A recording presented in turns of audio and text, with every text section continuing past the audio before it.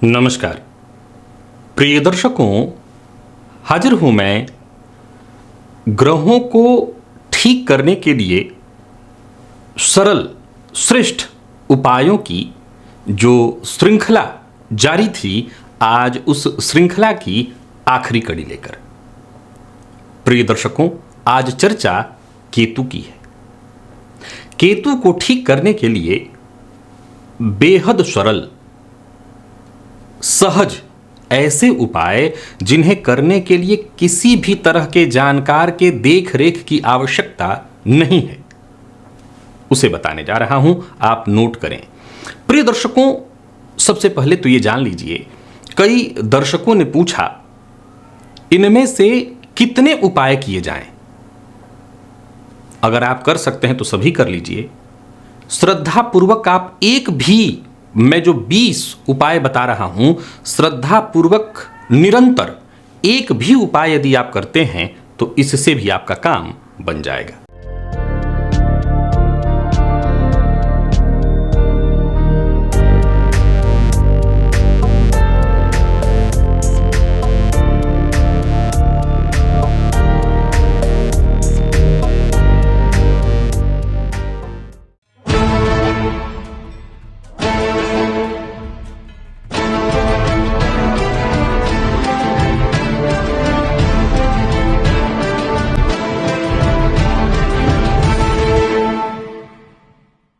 केतु को ठीक करने के लिए सबसे पहले क्या करना है? अपनी दिनचर्या ठीक करनी है। प्रिय दर्शकों, आपने गौर किया होगा, मैंने सूर्य से लेकर के राहु पर्यंत और आज केतु में भी यही लाइन मैंने दोहराई है, दिनचर्या। जी हां, हमारी दिनचर्या अगर ठीक हो तो ऐसे ही सभी ग्रह ठीक हो जाएंगे। हमारी दिनचर्या ही के कारण ग्रह अपना बुरा प्रभाव देने लगते हैं। तो सबसे पहले अपनी दिनचर्या ठीक करिए और कोई भी कार्य करिए उसका ढिंढोरा मत पीटिए, पहले काम बन जाने दीजिए। ये केतु के प्रभाव में आता है।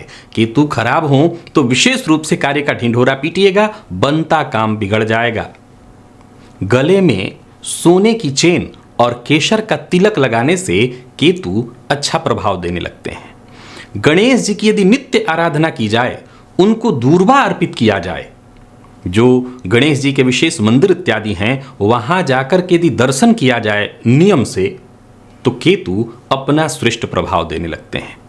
प्रिय दर्शकों, यदि केतु की पीड़ा ज्यादा है तो शुक्ल पक्ष के मंगलवार को दाहिने हाथ में यदि लोहे का कड़ा धारण कर लिया जाए, मैं फिर दोहरा रहा हूं, केतु कहीं ज्यादा कष्ट प्रदान कर रहे हैं तो शुक्ल पक्ष के मंगलवार को यदि लोहे का कड़ा यदि आप धारण कर लें तो इससे भी केतु अपना श्रेष्ठ प्रभाव देने लगते हैं।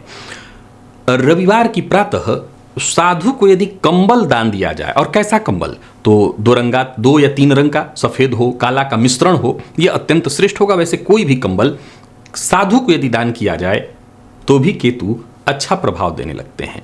छठा उपाय है, शुक्ल पक्ष के शनिवार को सूखे नारियल में जो गरी गोला होता है उसको बीच से काट दीजिए और उसमें मेवा भर करके, चींटियां तो वैसे सर्वत्र हैं, चींटियों के बिल के पास दबाइए। ये ध्यान रखिए कोई और जीव उससे न निकाल ले, चींटियों के लिए डाल दीजिए, केतु अच्छा प्रभाव देने लगेंगे। घर में चांदी के पात्र में गंगा जल या तीर्थ का जल पूजन स्थल पर भर करके रखा जाए तो इससे राहु केतु दोनों ठीक प्रभाव देने लगते हैं, केतु भी अच्छा प्रभाव देने लगते हैं। चांदी की ताबीज में अश्वगंधा की जड़ भर करके यदि गले में धारण कर लिया जाए, प्रिय दर्शकों, ये लगातार मैं आपको बताते जा रहा हूं, किसी भी वनस्पति को धारण करना है तो उससे पूर्व प्रक्रिया है निमंत्रण देने की। एक दिन पूर्व आपको जाकर के वनस्पति को निमंत्रण दे आना होगा।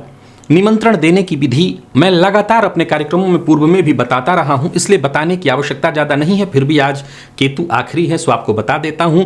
निमंत्रण देने के लिए एक दिन पूर्व, जैसे मान लीजिए कि मंगलवार को आपको वनस्पति उखाड़नी है तो सोमवार को उखाड़नी है तो रविवार को सायंकाल जिस वनस्पति को पहले से देखभाल करके रखे होंगे तभी होगा, अश्वगंधा कहीं आपने देख रखा है तो आप एक दिन पहले सायंकाल चले जाइए, पात्र में एक जल लेकर के जाइए, एक पान पत्ते पर थोड़ा सा अक्षत, सुपारी और एक सिक्का लेकर के जाइए और जल पहले वनस्पति की जड़ में नीचे डाल दीजिए।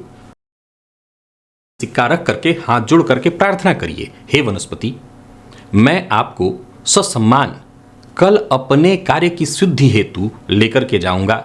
आप मेरे साथ चलिए, मेरे कार्य को सिद्ध करिए। मेरा कार्य सिद्ध हो जाए तो मेरे कार्य के सिद्ध होने से जो पुण्य और प्रताप उत्पन्न होगा उससे आपको स्वर्ग की प्राप्ति होगी। ऐसी प्रार्थना करके आप चले आइए और अगले दिन प्रातः काल जाकर के उस वनस्पति को ले आइए। इसी विधि से वनस्पति को लाया जाता है। तो वनस्पति लाइए और ला करके चांदी की ताबीज में भर करके, देखिए किसी भी तरह की वनस्पति को आप ले आए हैं तो पूजा पाठ तो करना ही होगा, करके धारण कर लीजिए। केतु की शांति के लिए यदि संकल्प पूर्वक शनिवार के 18 व्रत यदि किए जाएं तो भी केतु अच्छा प्रभाव देने लगते हैं। ओम श्राम श्रीम श्रौं सह केतवे नमः, इस मंत्र का जप भी यदि 68,000, संख्या नोट कर लीजिए 68,000, अपनी सुविधानुसार आप देख लीजिए कि आपके पास कब समय है, कितना समय। अब ऐसा नहीं है कि आज आपने 2 माला जप लिया और कल 5 माला, ऐसे नहीं होगा। नियम पूर्वक संकल्प लेकर के 68,000 यदि जप की संख्या आप पूर्ण कर लें तो केतुजन्य पीड़ा से शीघ्र मुक्ति मिल जाती है।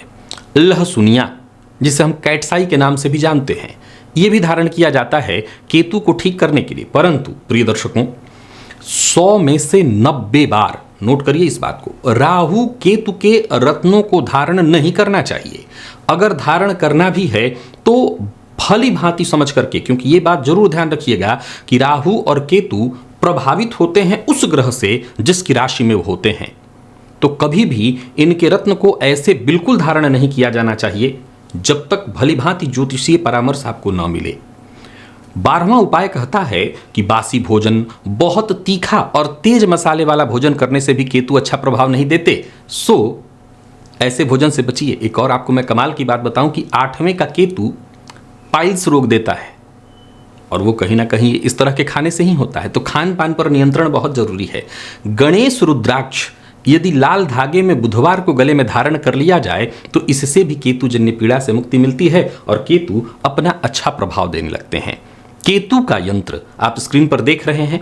इस यंत्र को, अच्छा अब आज अंतिम दिन है तो यंत्र के बारे में भी आपको बता देना चाहता हूं, क्योंकि ऐसे ये उपाय हैं कि सभी को सुनना पड़ेगा। अच्छा, एक और मैंने काम किया है, इन सभी उपायों को मैंने प्लेलिस्ट में डाल दिया है। तो यंत्र निर्माण की विधि क्या है? भोजपत्र पर अष्टगंध या लाल चंदन से, अनार की लकड़ी से, और यंत्र में देखिए अंक है सभी। तो अंक कैसे होता है? तो अंका नाम बामतो गति, तो बाएं से दाहिने, बाएं से दाहिने, इसी क्रम से यंत्र को आप भोजपत्र पर बना लीजिए, चांदी की ताबीज में भर करके गले में धारण कर लीजिए। कुछ दर्शकों ने पूछा था कि बस ऐसे ही धारण कर लेना है या मंत्र जपना है? अगर कोई श्रेष्ठ समय हो जैसे ग्रहण इत्यादि, कोई विशेष रात्रि हो, श्रेष्ठ रात्रि जैसे महाशिवरात्रि की रात्रि, तो ऐसे भी बना करके धारण कर सकते हैं। अन्यथा अन्य दिनों में आप बना करके केतु का जो बीज मंत्र मैंने बताया, जैसे मान लिया जाए मैंने कहा 68,000 केतु का मंत्र जपिए, तो आप 68,000 जो केतु का मंत्र जपेंगे भोजपत्र पर यंत्र बना लीजिए, फिर जपिए, वो केतु का यंत्र भी सिद्ध हो जाएगा, मंत्र भी आपके काम बन जाएंगे। शनि और गुरु, शनि का होरा और गुरु का होरा, इन दोनों होराओं में यदि निर्जल रहा जाए, और विशेष करके शनिवार के दिन भिखारी को और गुरुवार के दिन ब्राह्मण को, ध्यान रखिए कि उनके होरे में सूर्योदय से 1 घंटे तक उनके होरे में यदि दान दिया जाए तो इससे भी केतु अपना शुभ प्रभाव देने लगते हैं। किसी शुभ अवसर पर 7 प्रकार का अन्न, सप्तन्न जिसको कहते हैं, लोहा, काला तिल, कंबल, बकरा, ये सब दान यदि रात्रि में किया जाए तो भी केतु अच्छा प्रभाव देने लगते हैं। सर्प आकृति वाली जो चांदी की अंगूठी प्रायः लोगों को आपने धारण किए हुए देखा होगा, लोग करते हैं धारण। केतु को ठीक करने के लिए यह भी एक अच्छा उपाय है। मध्यमा उंगली में यदि शनिवार के दिन धारण किया जाए तो इससे भी केतु अपना अच्छा प्रभाव देने लगते हैं। और 18वां उपाय कहता है कि सायंकाल अपने खाने में से थोड़ा सा खाने का अंश निकाल करके, भोजन का अंश निकाल करके कुत्ते को दे दिया करिए। इससे भी केतु अच्छा प्रभाव देते हैं।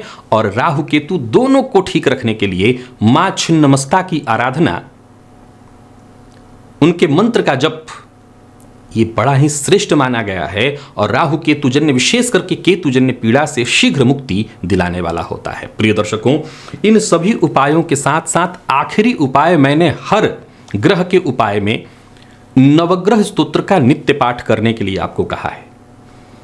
नवग्रह स्तोत्र का पाठ भी अपने आप में बड़ा ही श्रेष्ठ है। यदि नित्य नवग्रह स्तोत्र का पाठ किया जाए, अपनी परिस्थिति को देखते हुए यदि आप 3 पाठ कर लें, 7 पाठ कर लें, तो भी सभी ग्रहों के दुष्प्रभाव से, पीड़ा से मुक्ति मिल जाती है। सभी ग्रह अपना श्रेष्ठ प्रभाव देने लगते हैं। तो नवग्रह स्तोत्र का पाठ भी आप नियम से किया करिए। अब फिर आपके मन में उत्पन्न अगर कहीं हो रहा है कि कोई भी उपाय आपको क्लिष्ट लगे, मैं फिर वही सलाह दूंगा, आप सभी उपाय कर सकते हैं। इसमें से कोई भी उपाय ऐसा नहीं है जो किसी भी प्रकार के बहुत ज्यादा देखरेख की आवश्यकता रखता है। आप इस प्रयोग को कर सकते हैं। प्रिय दर्शकों, आने वाले दिनों में मैं नवग्रहों को ठीक करने के लिए कुछ ऐसे विशेष उपाय लेकर के भी आऊंगा, लेकिन उन उपायों के साथ शर्त होगी, आप उसे ऐसे नहीं कर सकते, किसी न किसी जानकार की देखरेख में ही आपको उसे पूर्ण करना होगा। तो मैं ऐसे भी कुछ उपाय लेकर के आप सबके सम्मुख उपस्थित होऊंगा, जिनसे आप अपने नवग्रहों को ठीक कर सकते हैं। फिलहाल इन सभी वीडियोस को मैंने एक प्लेलिस्ट बना करके एक लाइन से रख दिया है। जिनको भी कभी भी नवग्रहों को ठीक करने के लिए, किसी भी ग्रह को ठीक करने के लिए उपाय की आवश्यकता हो, वो इस प्लेलिस्ट में जाएंगे और जाकर के इन उपायों को अवश्य देख लेंगे। आज के लिए बस इतना ही, इजाजत दीजिए, पुनः मुलाकात होगी। तब तक के लिए नमस्कार।